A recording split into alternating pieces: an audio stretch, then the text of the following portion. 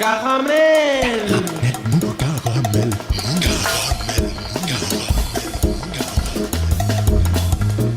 Caramel. Mou. Caramel. Caramel. Mou.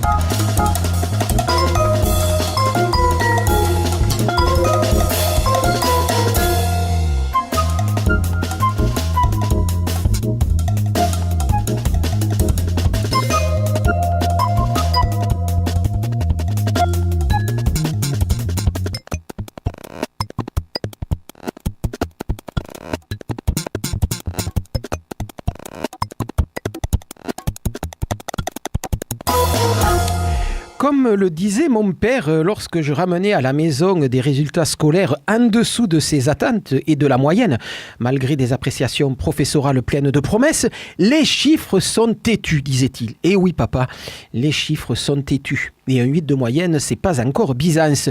Les chiffres sont têtus donc, et les derniers sortis depuis 15 jours donnent le vertige.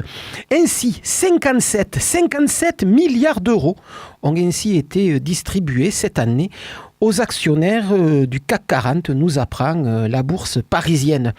Et l'on a beau m'expliquer, en l'occurrence Jupiter l'autre soir, lors d'une rencontre avec des élus locaux, ou alors c'était des maires, ou alors des Français de base, je ne sais plus. Tant on le voit partout, notre spécialiste du stand-up depuis 10 jours et de son inauguration en fanfare du grand débat national. Qu'enrichir ainsi le haut du panier permet à la base d'en recevoir des miettes. Il appelle ça Jupiter, la politique de ruissellement, comme quoi rien n'est le fait du hasard, mais le fruit d'une pensée politique. Pensée imbécile et à courte vue, certes, mais pensée néanmoins. Je n'arrive donc pas à m'y faire. 57 milliards. Mais pourquoi attendre un ruissellement hypothétique, pensent et disent certains gilets jaunes? Oui, pourquoi? Jupiter, ça, va falloir que tu me l'expliques. Autre chiffre têtu, lui aussi, malgré toutes les explications et justifications des tenants du libéralisme financier et marchand, chiffre diffusé en début de semaine par l'ONG britannique Oxfam, les 26 personnes les plus riches du monde, Bill Gates, Bernard Arnault, Mark Zuckerberg, Michael Bloomberg, Françoise Bettencourt, Warren Buffett, que les absents m'excusent, et rassurez-vous, autour de cette table, il n'y a personne qui fasse partie de cette liste. Les 26 personnes donc les plus riches du monde concentrent, nous apprend donc Oxfam, ONG britannique, autant de richesses que la moitié de la population mondiale. Une donnée ahurissante, plutôt indécente, qui dépasse l'entendement, au point que j'ai du mal à me l'imaginer. Déjà, l'idée de l'entrecôte dorée à leur faim et mangée l'autre jour par Franck Ribéry dans un resto branché de Dubaï était difficile à visualiser. Alors là, à l'heure où une moitié de la planète en est encore à attendre qui l'électricité dans son village, qui l'eau courante, qui une école, qui une campagne de vaccination ou d'alphabétisation, qui un sac de grains, en sont encore à attendre ça, penser que 26 leaders, comme on dit pudiquement maintenant, détiennent la moitié de la richesse mondiale et que en plus cela semble insuffisant à étancher leur soif intéressable de profit, paraît plutôt effarant. Et pour un Carlos Ghosn, qui ne fait d'ailleurs pas partie de cette liste épinglée, combien de capitaines d'industrie et de propriétaires de fonds de pension à se creuser les méninges pour optimiser, euphémisme charmant, leurs ressources journalières. Mais que l'on se rassure, les maîtres du monde réunis cette semaine au sommet de Davos en Suisse l'ont promis, juré, craché.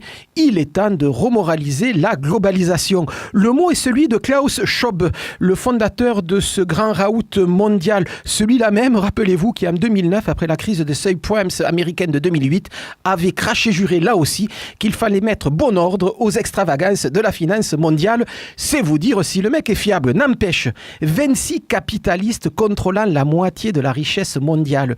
Toutes les promesses, toutes les justifications, toutes les explications, tous les dons à des œuvres de charité n'y feront rien. Comme le disait mon père, les chiffres sont têtus. Salut les filles. Chez Show de Kangourou pour un nouvel épisode de Caramel Mou, réalisé ce soir encore par Jérôme. Dans un instant, Manu Pomar viendra nous parler de l'actualité art plastique du moment, de ce côté-ci de la Garonne. Il sera question d'Écureuil, de 3A et de Brescia. C'est plutôt intriguant tout ça. Et puis je recevrai Rémi Panossian, pianiste d'ici, jouant le plus souvent ailleurs avec son trio, ou en duo, ou en solo, c'est selon. Et en plus, il enregistre. Dernier album en titre, The Mirror, qui le voit ferrailler en duo avec le trompettiste Nicolas Gardel. Album qui sortira la semaine prochaine. On parle de tout ça dans un quart d'heure avec lui. Et en plus, il a amené des disques. Mais on commence tout de suite par la nouveauté de la semaine.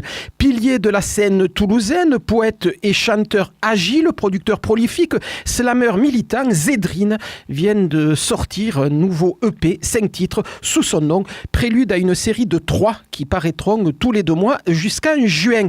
Dans le prochain, on le retrouvera au sein du duo Dom Spiro et avec le trompettiste William Lodinat, alias Tani Dual, pour le dernier épisode de ce triptyque discographique. Mais on commence par le début, 150 000 kilomètres, le titre du premier EP de cette série, est enregistré en duo avec Aurélien Calvo, par ailleurs membre du KKC Orchestra, bruitiste et créateur d'ambiance sonore plutôt inspiré. Il est question dans cet album de conditions humaines, de frontières, de transmission, de mémoire.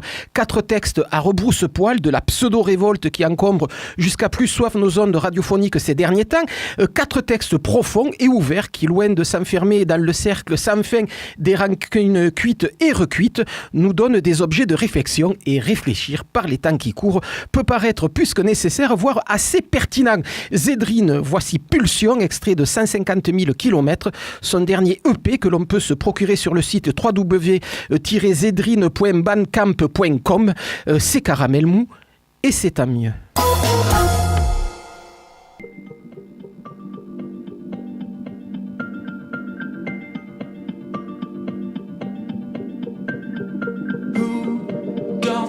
The name down.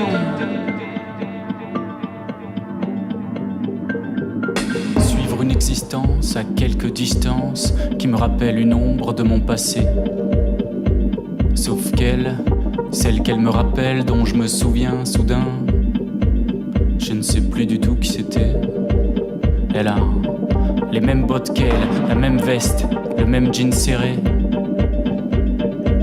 Et jusqu'au parfum de dame qui faisait valser mon âme. But who got the name down? Elle a cette ostensible pride qui t'embarque for a ride on the shore of her soul. She got quelque chose de drôle dans les yeux. Une lumière amusée, je le sais, mais d'ici, je ne vois que son dos. Who got the name down? Who got the name for this one? Who got the name down? Who got the name for this one? Who got the name down? Who got the name for this one? Who got the name down? Who got the name for this one?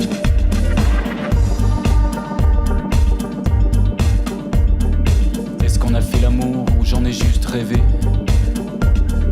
C'était contre le mur ou bien sur le parquet?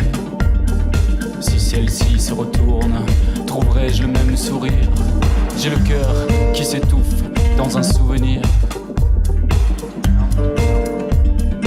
Who got the name, dear? Qui pourra me dire? Who got the name down? Who got the name for this one? Who got the name down? Who got the name for this one? Who got the name down? Who got the name for this one? Who got the name down? Who got the name for this one?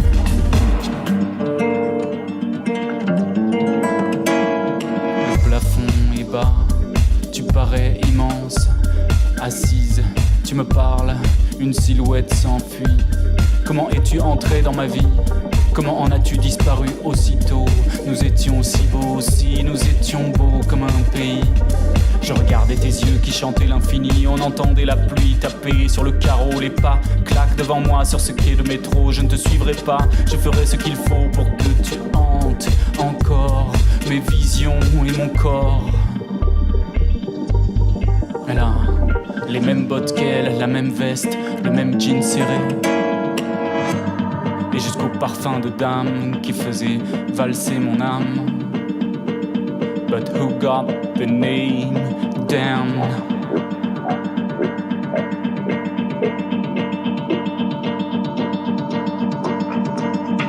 Who got the name down? Who got the name down? Who got the name down? Who got the name down? Who got the name down? Who got the name down? Who got the name down? Who got the name down? Who got the name for this one? Qu'est-ce que c'est? Caramel mou. Et ça, qu'est-ce que c'est? Cette voix dont l'accent triomphant perce à travers le grésillement de la radio. C'est Joe Kangourou, pardon. Toujours Campus, toujours Caramel Mou, et c'est toujours Joe Kangourou devant le micro, et à ma gauche Manu Pomar, qui, comme il le fait régulièrement maintenant depuis la rentrée de septembre, vient nous raconter un peu ce qui se place au niveau des arts à Toulouse. Et c'est le début, j'allais dire, de la saison des expos Ça 2019. redémarre, on là. peut dire ça. Oui. Redémarre. Manu, bonjour. Bonsoir. Et meilleurs vœux, c'est le retour. C'est vrai. Alors, ce soir, je vais vous parler de 2 expositions que j'ai vues. Alors, une à la Fondation Écureuil, place du Capitole, commissariat de la directrice, Sylvie Corollaire. Ça s'appelle « Range ta chambre ». C'est autour de l'idée de la chambre d'adolescent. Hein. On est tous passés par là. Ouais. Mais on ne s'en souvient pas et on ne l'a pas subi. Non, pas du tout. Et donc, elle a invité 10 personnes. Je dis 10 personnes parce que ce ne sont pas, à vrai dire, 10 commissaires ou 10 artistes. Il y a à la fois un écrivain, Laurent Mauvigné, il y a Patricia Combacal qui est psychologue, il y a Karine Mathieu qui est commissaire d'exposition, Jérôme Carrier commissaire d'exposition, il y a aussi Pauline Isbach qui est artiste. Bon, voilà, des gens qui gravitent autour de l'art, à qui elle a demandé un peu leur version, leur relecture de la chambre d'adolescent. Alors, on a des propositions très variées, parfois des chambres qui sont passées qui sont un peu parasitées par le bon goût adulte. On voit que papa, maman sont passés derrière. Voilà, et on fait un peu de rangement. Son propre papa, maman a un peu modifié cette vision de ce chaos, parce que c'est la chambre d'adolescence, c'est un lieu de repli sur soi, mais c'est aussi une image de soi, c'est une interface avec l'autre. Quand les amis viennent nous voir, c'est aussi des messages qu'on envoie à ses parents parfois. Et c'est aussi un peu le reflet de l'explosion et du chaos que l'on ressent à ce moment-là. Voilà, on quitte le nid, douillé de l'enfance, même si l'enfance est pleine de peur et de crainte, pour découvrir les joies d'Eros et Thanatos. Donc c'est vrai que ça peut être parfois compliqué. J'aimerais bien voir la proposition de la psychiatre. Ça doit valoir son pesant de cacahuètes. Justement, c'est ma chambre préférée, celle de Patricia Combacal. Quand on y rentre, on est un peu, presque tenu à l'écart, parce que c'est la plus blanche, la plus éclairée. Elle est ultra rangée. On a 2 meubles, mais ces meubles sont remplis de tiroirs. Et justement, il faut tirer les tiroirs pour découvrir un peu l'intérieur. Le chaos ce qui est caché. Le chaos est caché. Je ne sais pas si c'est un chaos, mais en tout cas, ce qu'elle donne à voir, ce sont surtout des images ou des objets retravaillés, parfois de la broderie. En tout cas, c'est celle où j'ai vu une chambre. Donc, c'est une personne qui a une quarantaine d'années, mais où on voit que de ses préoccupations d'adolescente, elle fait des ponts avec l'adolescence d'aujourd'hui, quoi. Donc il y a la question du genre est posée, la question de la place de la femme, tout ça par un travail photographique qui est très beau. Donc c'est une chambre qui est aussi la tapisserie est faite de points d'exclamation. Donc je ne sais pas si on est dans la surprise, le choc, l'affirmation, mais en tout cas je la conseille, elle est au fond du dédale, parce que ce que j'ai oublié de préciser, c'est que l'espace écureuil est totalement réaménagé, chamboulé par des murs pour faire des chambres. Et on a l'impression de visiter un décor de cinéma quand même, finalement, de passer de chambre en chambre. Il y a aussi donc la chambre de Laurent Mauvigné, qui est un écrivain.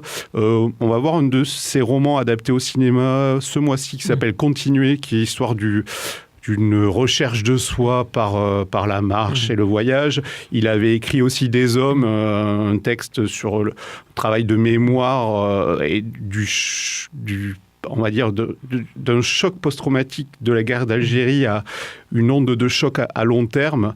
C'est quelqu'un qui a fait les Beaux-Arts, qui travaille souvent avec des plasticiens, et sa chambre, si vous connaissez Espace Écureuil, est dans les voûtes au sous-sol.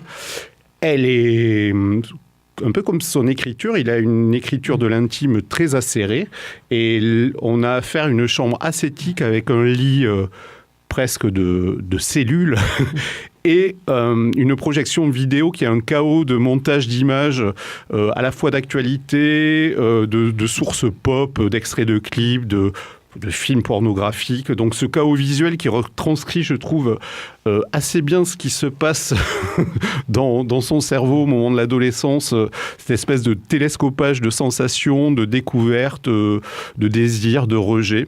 Voilà. En tout cas, l'expo, elle dure, vous avez jusqu'au 27 avril, mais vous savez ce qu'on dit, c'est pas parce que ça dure longtemps qu'il ne faut pas y aller tout de suite. Parce qu'après, on va oublier. Voilà. Après, à l'espace Écureuil, donc place du Capitole. Voilà.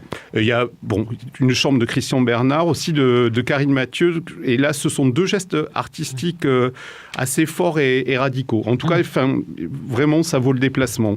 Ensuite, ce soir, mais je vous conseille d'y aller demain, parce que ce soir, ça s'achève à 19h.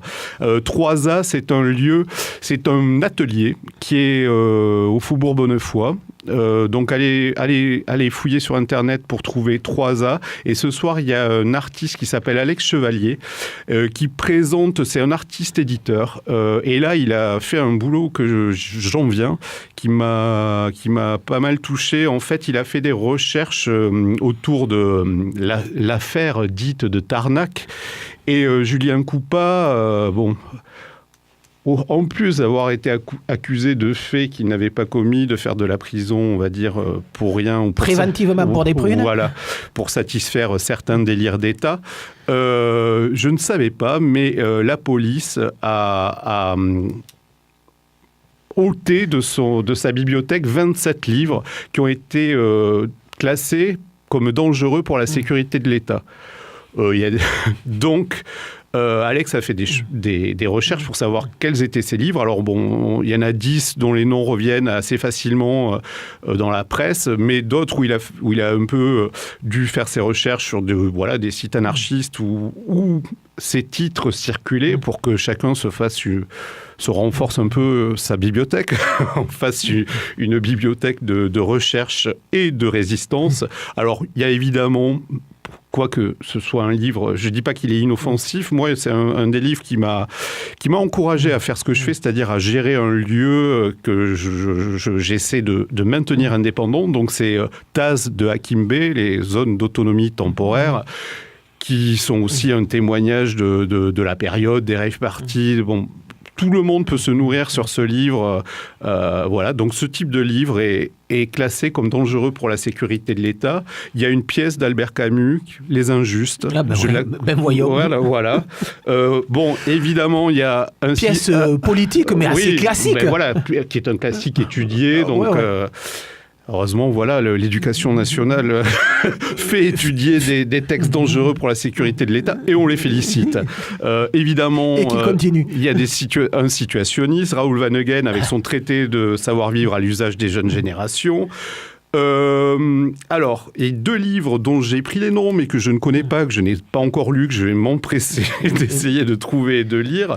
Le Bréviaire du chaos, d'Alberto Caraco, et ensuite Insoumission à l'école obligatoire de Caroline Becker. Les deux sont des bouquins des années 80, si j'ai bien pris mes notes. Voilà. En tout cas, c'est à 3. Demain, il y a un dévernissage. C'est ouvert de 14h à 20h. Et il y a d'autres livres des livres d'Alex Chevalier qui sont des collectes d'images. Et ce qu'il appelle la bibliothèque noire, où il a réédité les livres qui ont été ôtés de la bibliothèque de Coupa et qui sont classés comme dangereux pour la sécurité de l'État. Question dévernissage ? Oui, ça veut dire que ça ne vernit pas, il dévernisse. Ah ouais, d'accord. Ouais. C'était ouvert aujourd'hui de 18 à 19 et demain de 14h à 20h. Ça ferme. Comme c'est leur atelier, voilà, c'est ouvert assez peu longtemps. Et sinon, je conseille 2 expositions que je n'ai pas encore vues, mais je me dis que ça va valoir le déplacement. Donc ce soir au Crous, donc rue du Thor, presque en face de la Cinémathèque, nos amis des musicophages, la Cinémathèque et le Crous se réunissent pour faire une exposition autour du fanzine, donc 2 fanzines. Il y a une autre partie de l'expo à la Cinémathèque autour de fanzine sur le cinéma, parce que c'est vrai que dans le cinéma, il y a vraiment et le cinéma de genre, parce que tout ça est un prélude et fait partie de Extrême Cinéma. Il y a vraiment le festival du film de genre qui va débuter d'ici 15 jours, la deuxième semaine de février. Et donc là, je pense qu'il y a de beaux objets à voir. Donc le fanzine, ces objets do it yourself fabriqués par des passionnés pour les passionnés. Et sinon, le Centre d'Art Nomade fait sa prochaine expo pas très loin au Forum des Cordeliers. C'est le jeudi 7 février. C'est 2 peintres français dans une veine figurative, mais qui prend des risques avec des touches assez libres. Il y a Marc Desgrandchamps et Olivier Masmontel. C'est de la belle peinture, parfois trop précieuse à mon goût, voire même sérieuse, mais il faut aller le voir parce que c'est rare de voir des peintres comme de cette envergure à Toulouse, et voilà, je trouve que c'est bien que ça se passe ici. Et sinon, je voulais témoigner... Forum des Cordeliers, rappelons-le, rue des Lois, juste à côté des anciens locaux de campus. C'est ça. Et juste, je voulais saluer les bibliothèques de Toulouse, la médiathèque José Cabanis. Malheureusement, cette exposition est finie. Elle a duré du 12 octobre au 20 janvier. C'était une exposition sur un dessinateur argentin génial qui est Alberto Breccia. Et j'y ai été le dernier jour, là, dimanche. Il y avait des planches originales. C'est vraiment un magicien du noir et blanc. Donc, vous savez, en bande dessinée, lorsqu'on imprime, on va dire, sur un format... qui ressemble au A4, on dessine sur un format 2 à 3 fois plus grand, pour travailler le détail. Et d'autant plus que lui travaille... Donc par addition, c'est-à-dire à l'encre de Chine au noir, mais aussi par soustraction, par grattage, par collage, aussi avec des acryliques. Il a fait une version de Dracula dans les années 80, parce que c'est quelqu'un qui a eu une carrière d'une cinquantaine d'années, des années 50 jusqu'aux années fin 80. Et il a adapté Lovecraft, il a adapté Edgar Poe, et c'était une très belle expo. Donc maintenant, je vous conseille d'aller à la médiathèque pour emprunter des BD d'Alberto Breccia, voilà. Très bien. Eh bien, Manu, on vous retrouve dans un petit mois pour la suite. Sinon, juste le 6 février, chez moi, lieu commun, c'est un mercredi, on fait le lancement de saison. Il y aura une performance de Julie Pichavant et Philippe Pité qui ont fait le syndrome Marilyn, par exemple. Philippe Pité, que l'on pouvait écouter régulièrement sur éphémère. Voilà.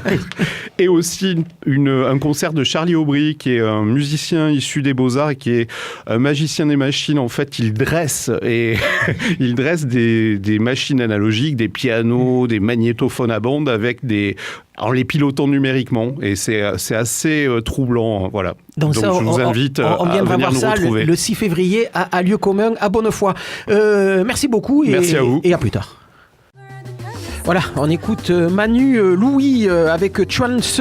Manu Louis qui ce soir joue au taquin à partir de 21h dans le cadre de Détour de Chant, le festival dédié à la chanson sous toutes ses formes qui a commencé mardi dernier avec un concert assez réussi au Casino Barrière de Jamais et puis qui continue tranquillement sa programmation plutôt éclectique jusqu'au 2 février.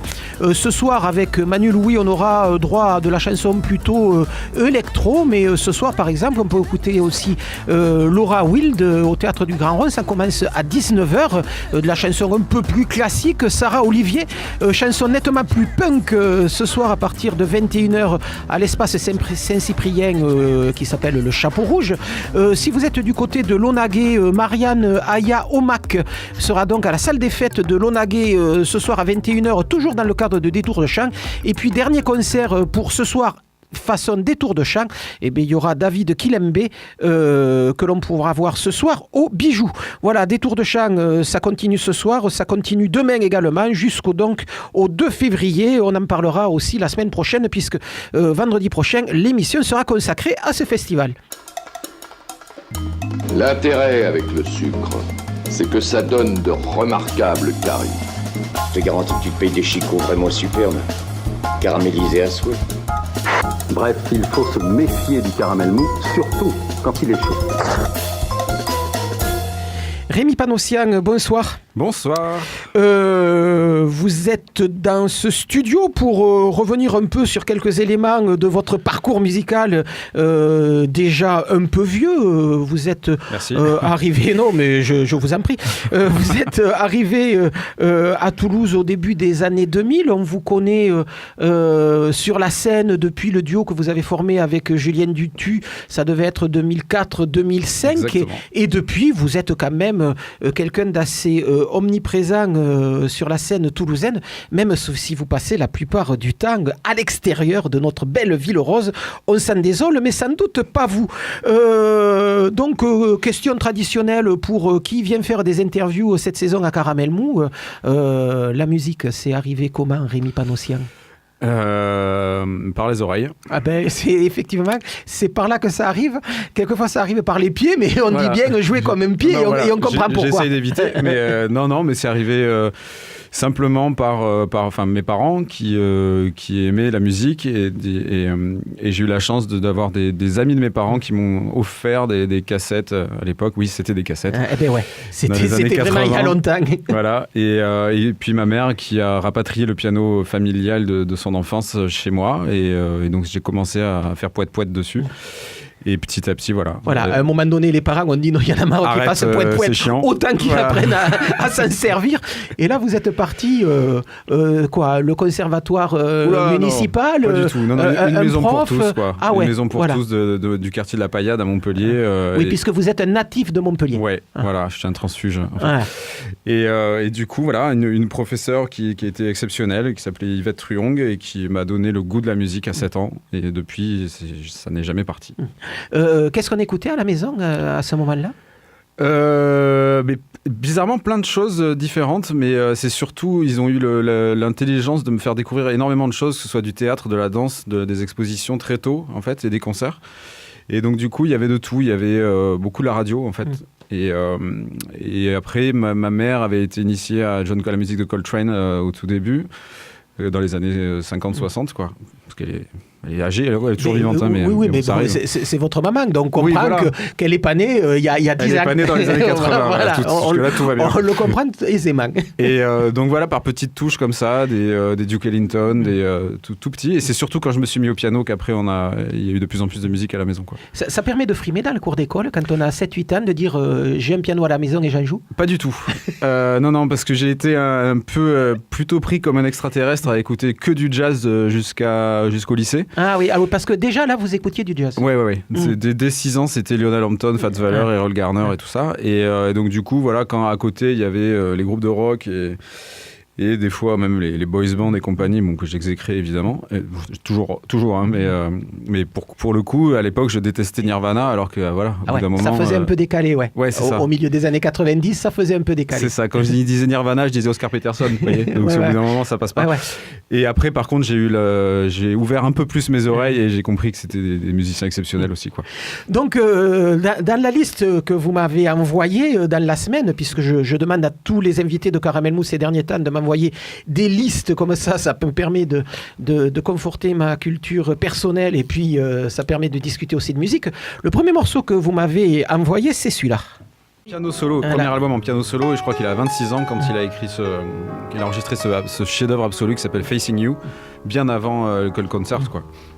Pour moi, c'est l'album ultime de Keith Jarrett en solo. Vous écoutez ça quand ça sort ? Non. Ou un peu plus tard. Plus tard, parce que je crois qu'il est sorti en 71. Voilà, et c'est que ça. j'étais encore... Ah oui, mais tout à fait. Moi, j'étais né voilà. et j'étais petit, mais pas vous. Vous êtes né que largement plus tard. Voilà, donc non, j'écoutais ça, j'avais 12-13 ans en fait, et j'écoutais ça en boucle. Et je trouve ça magnifique. Un gamin de 12-13 ans, donc fin école élémentaire, début collège, il ressent quoi en écoutant ça ? Et je sais pas, c'est marrant parce qu'on parlait des chambres d'adolescents tout à l'heure, quoi. Et c'est quelque chose que moi je mettais dans le casque et que j'écoutais en boucle. Je sais pas, ça évoque plein de choses. Pour moi, il y a de la beauté, il y a de la nostalgie, il y a des questionnements sur. Pour moi, tout ce disque-là, ce sont des questionnements en fait, et que ça va très bien avec l'adolescence. Ouais. Ce qui est assez juste. Deuxième morceau que vous m'avez envoyé, celui-là. Touché complètement élégant pour un pianiste qui a été adulé pendant sa carrière et que curieusement on a complètement oublié depuis sa mort il y a une petite quinzaine d'années. Il y a 20 ans exactement. Il y a 20 ans exactement parce que... Donc c'est Michel Petrucciani. Oui, bien sûr, ouais. Qui a eu une influence considérable sur mon début de pianiste de jazz, on va dire. J'ai eu la chance de le voir 3 fois quand j'étais petit, notamment à 10 ans. Et pour moi, c'est un musicien extraordinaire la clarté de son jeu, son groove, son phrasé, c'est beau en fait. C'est un truc de lyrique, de mélodique, ça touche les gens directement. Et il n'est pas dans ce qu'on peut reprocher souvent au jazz, dans le côté va chercher des trucs beaucoup trop loin, très compliqués, alors qu'en fait, je pense même qu'il y en a plein qui les ressentent pas en fait, même en les jouant. C'est tellement facile pour un musicien d'aller chercher des trucs en se disant tiens, je vais faire compliqué, ça va être ça. Mais non, en fait, là, c'est juste de la beauté que tu transmets au public. Moi, c'est ce qui me plaît chez cet homme, là, c'est que ça a été, il a passé sa vie à essayer de transmettre quelque chose, quoi. Et c'est un musicien peut-être qui a été sous-estimé après, parce que sur le moment, évidemment, il a été adulé. Il a eu un succès incroyable. Et ce qui est drôle, c'est que ils sortent un coffret là pour les 20 ans, parce qu'il est mort il y a 20 ans, le 6 janvier dernier.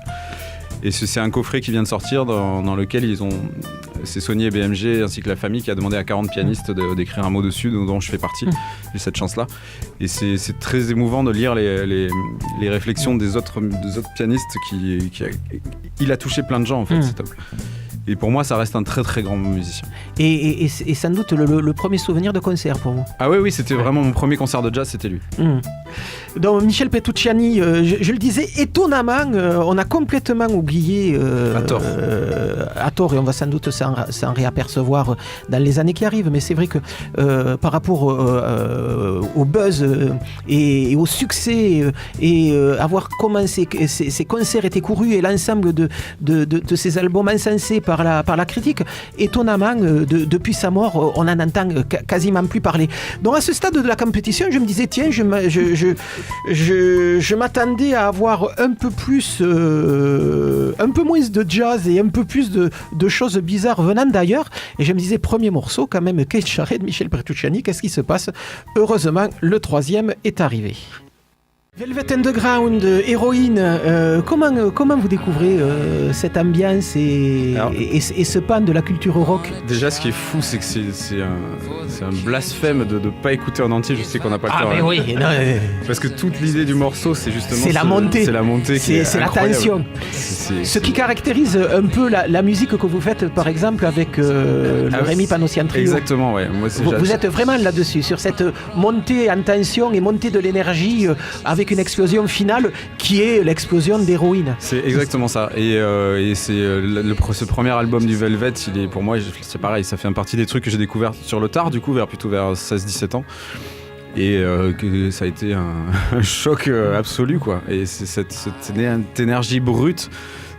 Une batterie sans cuivre. Ah bah oui. Enfin, il y a que le tambour là pour le coup. C'est incroyable, quoi. Et les mecs à l'époque, c'était leur histoire après, parce qu'on peut s'en rappeler, le bassiste qui a quitté le groupe le jour où il y a eu le premier concert où ils étaient payés $50, quoi. Parce que pour lui, la musique devait pas générer d'argent. Enfin, tout l'esprit et tout ça. Et Lou Reed, qui est un poète incroyable et qui avec sa voix. Oui, et puis John Cale qui est l'expérimentateur musical que l'on a découvert ensuite. Ah ouais, non, mais c'est un truc de fou. Et comme disait, je crois que c'était Brian Eno qui disait, le jour où l'album est sorti, la première édition, ils en ont vendu 1000. Mais sur les 1000 personnes qui l'ont acheté, il y a eu 1000 groupes de rock de créés. Et pour moi, c'est un groupe fabuleux et Lou Reed, ça reste même après sur ses albums The Blue Mask, Berlin, tout ça, là, c'est incroyable. C'est des choses que vous réutilisez dans les compositions que vous pouvez faire pour les différents groupes auxquels vous appartenez. Moi, c'est une énergie maintenant et un mode d'arrangement et tout ça qui est en moi avec ça et d'autres groupes de rock que j'ai énormément écoutés. Ça fait partie de mon histoire, quoi, réellement. Morceau suivant. Après l'énergie du Velvet, on tombe dans le rock un peu spleen de Radiohead, groupe majeur de la fin des années 90, début 2000. Incroyable. Je les ai découverts avec l'album OK Computer, qui est une merveille absolue. Tous les morceaux, c'est genre, il y a que des tubes. Je sais pas comment c'est possible, mais il y a que ça. Et après, donc, ils ont opté vers ce penchant électronique avec Kid A, avec ça va revenir, tout va revenir, In Rainbows, etc. Et c'est un truc que j'admire chez eux, c'est que depuis le début, en fait, quand ils ont commencé, ils ont sorti ce tube interplanétaire Creep. Tout le monde a commencé à dire que ça allait être un one-track band avec juste le single de l'été, quoi. Et les gars, ça fait plus de 25 ans qu'ils sont là et ils se renouvellent en permanence. Ils arrivent à créer de nouvelles choses et c'est admirable, quoi. Ouais. Et une inventivité avec c'est Johnny Greenwood, je crois, à la guitare, là, qui est absolument hallucinant, quoi. Là aussi, des choses que vous réinjectez un peu dans la façon de concevoir la composition. Oui, parce que en fait, moi, j'ai un truc, j'ai jamais en fait, je suis pas dans le relevé des choses, quoi. C'est-à-dire, j'ai jamais relevé de solo, j'ai jamais relevé de musique. Mais par contre, je les ai écoutés en boucle pendant des heures et des heures, donc ça rentre en fait. Je suis une sorte d'éponge, tout rentre à l'intérieur et des fois je me mets à jouer, à composer et je me dis ah ouais d'accord, oui en fait ça me fait penser à ça, ok je comprends mieux maintenant. Et puis donc dans votre liste arrive un morceau d'Abdullah Ibrahim, Calypso Minor, donc un sens un peu classique du piano, même si là il va chercher aussi dans des influences assez caribéennes de quoi faire monter la sauce. On tombe aussi après sur Brad Meldo, le côté romantique de son jeu. Je vois très bien comment il a pu vous plaire et il a pu un peu déclencher chez vous certaines pulsions, avec notamment une reprise de morceaux des Beatles. On va en écouter 3-4 mesures. Blackbird, si je me souviens, c'était sur le blanc des Beatles que ce morceau se trouvait.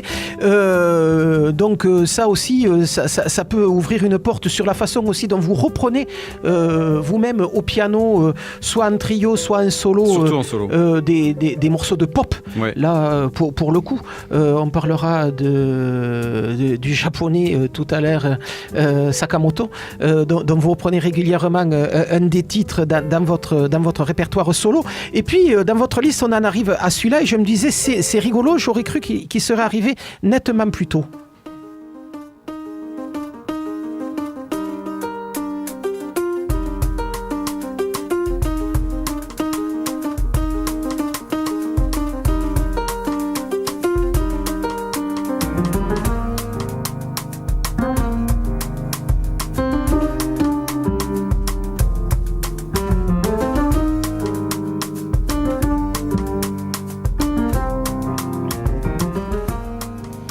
Là, c'est EST, le trio d'Esbjörn Swanson, pianiste suédois, si je me souviens bien, mort tragiquement lors d'une plongée qui s'est mal passée. EST qui, là aussi, est sans doute une des influences majeures de la musique que vous pouvez composer, notamment avec votre trio. En fait, ça a été quand ils sont arrivés sur la scène, ces trois-là, ça a été un nouveau changement dans l'appréhension du trio en fait, avec ces utilisations même de la conception ils écrivent comme des morceaux de pop, ils gèrent l'énergie, eux après ils utilisent des effets, ce que nous on fait pas avec le trio, mais en tout cas dans la conception, dans la mélodie surtout, c'est ultra pop et ça a fait un bien fou je trouve au trio de jazz dans les années 90 quoi. Et donc évidemment, c'est une source d'inspiration. Après, on s'en détache comme on veut, comme on peut. Mais que ce soit ce trio-là, Brad Mehldau, The Bad Plus, tous les trios qui sont nés dans les années 90-2000 et qui ont marqué vraiment pour moi, qui marquent l'histoire du jazz énormément en fait. Et c'est tout ça, on va pas tout écouter parce que vous nous avez envoyé d'autres choses. Il y avait Bill Evans ou Errol Garner qui font partie de vos maîtres en piano, mais il y a aussi TV on the Radio qui est là pour le coup nettement plus électronique comme musique, qui font partie aussi de ce que vous affichez comme background musical.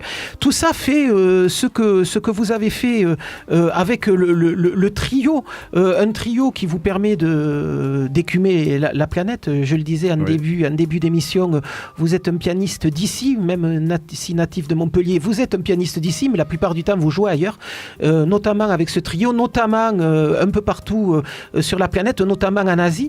Mais c'est vrai qu'il y a cette espèce de sonorité que l'on retrouve dans la plupart des groupes que l'on vient d'écouter là, et avec cette idée que vous rappeliez tout à l'heure, dans des compositions, c'est pas des compositions linéaires, mais c'est des compositions qui partent de très bas pour essayer d'exploser en fin de parcours. Moi, dans mon idée, en fait, dans une composition, dans un morceau, ce qui est intéressant, c'est le voyage et c'est les différences, les contrastes en fait de ce qui se passe, quoi. On peut pas aller c'est comme un film en fait. On va pas d'un point A à un point B comme ça sans bouger ou en faisant toujours la même chose, c'est-à-dire de monter et puis à la fin le mec meurt, ok super. Non, c'est il peut se passer plein de trucs, il peut y avoir une attaque d'extraterrestres, il peut y avoir une éruption volcanique, un tueur en série qui arrive et puis pouf, il disparaît. Ouais. Mais c'est vrai que la fin est quand même toujours la même. Ça explose. Ça explose. Après, il y en a d'autres. Il y a pas que celle-là. Il y a des fins où ça explose et puis en fait, après, le mec revient et puis voilà, il retrouve sa dulcinée parce qu'il peut y avoir des fins heureuses aussi. On va écouter quelques mesures du Rémi Panossian Trio Rocky Cat, extrait. Oui, voilà, c'est violent du coup. Voilà, extrait du dernier album sorti il y a un an.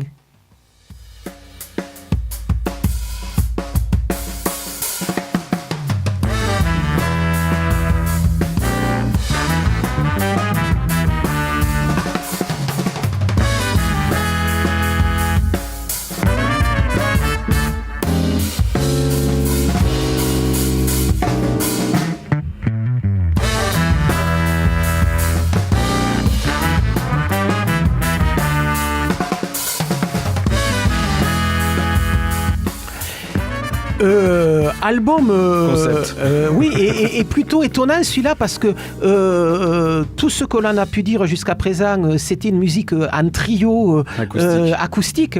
Et puis sur cet album, vous êtes parti sur d'autres terrains. Donc vous, Maxime Delporte, à la contrebasse et à la basse électrique sur ce morceau, et Frédéric Petitpré à la batterie. Là, vous êtes parti sur autre chose avec l'ajout d'instruments électriques et puis des invités qui sont pléthores sur cet album. Et c'est ça, en fait, c'était notre 4e album, ça. Et puis. Vous en parlez déjà au passé ? Ah bah oui, parce que en fait je sors de répète du 5e. D'accord. On enregistre le 5e album, Scoop Radio Campus. Le 5e album on l'enregistre dans un mois. Ah ouais. Voilà, qui sort en octobre prochain pour les 10 ans du trio. Et donc, il s'enregistre où ? À Elixir, à la maison, là. Ah, bah super. Ouais, on fait tout à la maison. Parfait. On viendra vous amener des oranges. Avec grand plaisir.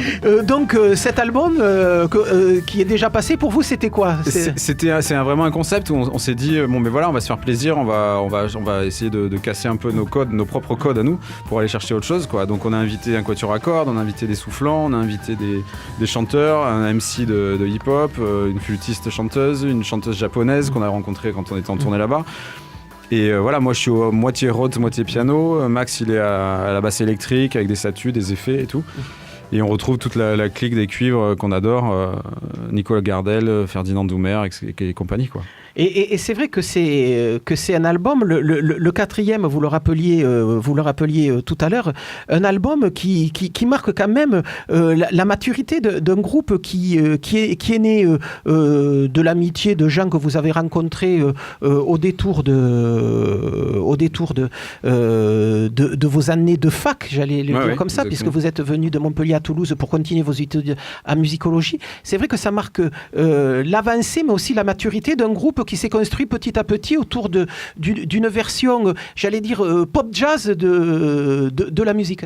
Oui, c'est ça. Et là, du coup, on a fait quelques morceaux où on y va complètement, quoi, avec une orchestration qui le permet, avec des cordes qui peuvent faire penser même à des morceaux certaines fois de Brad Mehldau, qui a utilisé ce genre de principe dans l'album Largo, par exemple. Mais même le hip-hop, on adore ça. On a tous, en fait, on a tellement d'influences différentes à tous les trois. Du coup, on s'est permis d'aller au bout, quoi. C'est un peu un caprice d'enfant, quoi.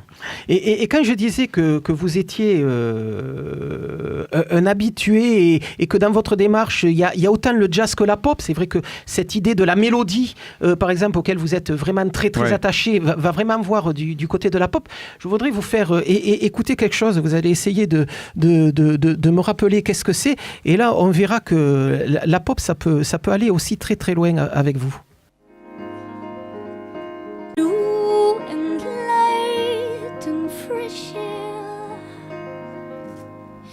Bumping out of the rainbow, how sweet it is to feel at last some air devoid of dullness. Jumping out of the window and walking on the wind, bumping out of the rainbow, fearless by the death embrace.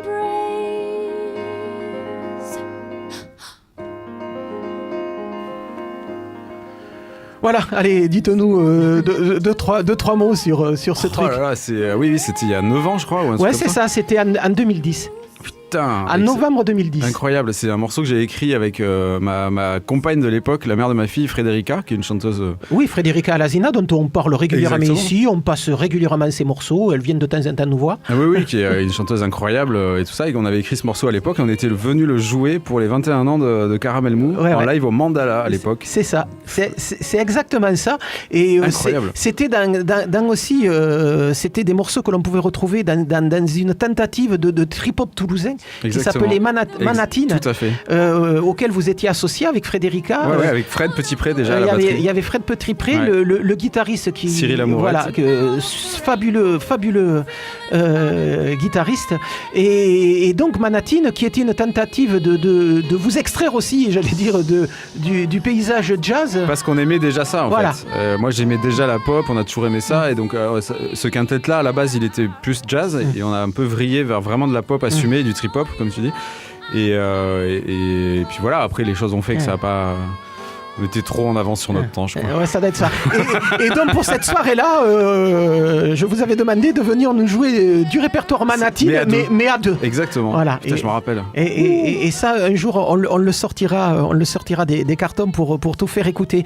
On va bientôt se quitter. Rime et Pantousiane, déjà, quel dommage. Je reviens la semaine prochaine. Mais ouais, en deuxième semaine, on vous fera passer le concours juste après. Si vous gagnez la question mystère, vous revenez en deuxième semaine. Vous êtes venu aussi ce soir parce que une actualité de la semaine prochaine quand même, donc c'est une actualité actuelle, fait que la semaine prochaine vous sortez avec un de vos compères réguliers, Nicolas Gardel, un duo d'un nouveau duo. L'album ça s'appelle The Mirror, nouveau duo sur disque, mais c'est vrai que c'est une formation qui tourne depuis un petit moment.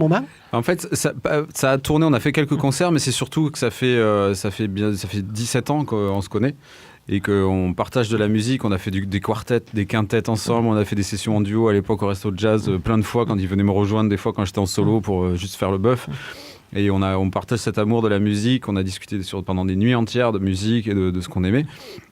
Et par exemple, pour la petite blague, en ce moment, on est en train d'écrire un ballet tous les deux. Voilà, un ballet d'art contemporain, de danse contemporaine, qui aura lieu à Londres, à Shanghai et à Florence. Ah mais rien que ça. Voilà, c'est juste ça. Déjà les dates sont prises ? Oui, c'est début mars, ça commence fin mars et on est en train de finir la musique en ce moment. Ah ouais. C'est pas une blague, c'est Non, vraiment... c'est vraiment, ouais. Ah ben ça fait 2 scoops dans ce caramel, c'est assez formidable. Le duo, avant d'écouter un extrait de cet album, le duo c'est quelque chose aussi qui vous plaît bien. On vous a découvert, je le disais tout à l'heure, avec le duo Dutu Panossian dans les années 2003, 2004, 2005. C'est quoi qui est particulier dans cette forme duel? Moi, ce qui me plaît énormément, c'est cette liberté qu'il y a et cette discussion. En fait, on discute avec quelqu'un, on partage, c'est de l'interaction permanente. On peut pas se reposer sur une tierce personne. En fait, c'est juste, on est tout le temps sur le fil. Et je trouve ça, c'est fascinant, quoi. Avec Nico, du coup, on se connaît tellement bien qu'on se fait des blagues, on rigole, ça permet une liberté absolue. Et moi, c'est un exercice que j'adore, vraiment. De cet album The Mirror, donc qui ne sort que la semaine prochaine, vendredi prochain, on en écoute tout de suite un extrait dont l'album c'est The Mirror et c'est Panossian avec Nicolas Gardel. Ça commence. Ah ouais.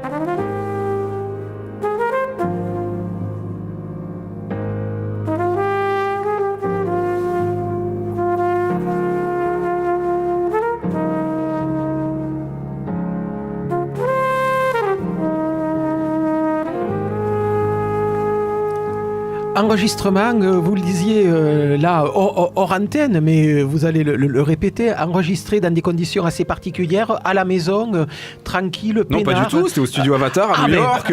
Mais c'est pas ce que je venais de comprendre. Non, pas du tout. Oui, c'était à la maison chez Maxime Delporte. D'ailleurs, dont le contrebassiste du trio de Rémi Panossian, qui n'était pas là, et du coup il nous a donné sa maison. Moi j'ai mon piano qui est là-bas, mon quart de queue de Yamaha, et on a enregistré avec Nico là-bas, tout seul, tous les deux. Nico il gère absolument magnifiquement les prises de son, les mix et tout. Et du coup on était vraiment dans une ambiance très paisible, à pouvoir faire ce qu'on voulait à l'heure qu'on voulait. Et je pense que ça joue énormément sur les enregistrements, en fait, la façon dont on enregistre. Ouais. Et donc ça, on pourra le découvrir la semaine prochaine avec ce nouvel album, The Mirror, du duo Gardel-Panossian. Je pense que ça risque d'être la nouveauté de la semaine prochaine. C'est une très bonne idée. Je ne voudrais pas m'avancer, mais on en discutera avec... le technicien de cette émission. On fera un vote, on verra tout à l'heure. Je ne vais pas vous dire quand est-ce qu'on vous voit sur scène, puisque c'était la semaine dernière que vous étiez sur la scène du Métronome. On va revenir quand même. Ah ouais, on revient, on est le 21 mars au Théâtre de Muret, qui est pas loin. Oui. Ça va. Il n'y a pas le métro, mais c'est pas loin. Voilà, ça, on peut y arriver. Et après, ce sera le 9 mai au Taquin. D'accord. On va se faire une petite date au Taquin à la maison. D'accord, voilà. Donc, en attendant, vous pourrez toujours écouter The Mirror, donc premier album de Nicolas Gardel à la trompette et de Rémi Panossian au piano, un duo chaudement recommandé par la maison Rémi Panossian. Merci d'être venu nous rencontrer ce soir. Plaisir. C'est toujours un peu trop court, mais ça sera une excellente occasion de revenir dans 6 mois. Même si vous n'avez pas d'actualité, vous avez chambre ouverte dans Caramel Mou. Qu'on termine la liste, là, qu'on discute voilà, musique. exactement, ouais, parce qu'on n'en a pas trop parlé. Allez, juste avant de se quitter, il reste 2 minutes. On va parler un peu des concerts du soir. Ce soir, ça commence à 19h30 au Métronome avec la sélection régionale dite Les Inouïs. Sélection pour le prochain printemps de Bourges. Chansons, rock, hip-hop, world. Il y a tout ça dans ces Inouïs. Excellente occasion. Il y a Derrick et Golem, je vous conseille. voilà, exactement. Excellente occasion de découvrir ce qui se trame musicalement dans notre douce Occitanie. Allez, quelques noms pour ce soir. Mathéo Langlois, c'est de la chanson. C'est lui qui ouvre la soirée ce soir à 19h30. Ça sera suivi de Twin Soul, de Fada, c'est du hip-hop, et donc de... Derry Négolem. Oui, parce que je me disais, je vais me planter sur le nom. Derry Négolem. C'est un duo. Voilà, et ça, batterie, violon. Exactement. Plutôt étrange et plutôt bizarre, comme dirait Jean-Pierre Lérac, la caution morale et artistique de ce programme. Ça se passe ce soir au Métronome à partir de 19h30 et ça continue demain soir. Chanson du Sud ce soir, de l'Argentine en particulier, avec le quartetto Fafi, le quartetto Tafi, qui ce soir sera à la salle des fêtes de Balma à 21h.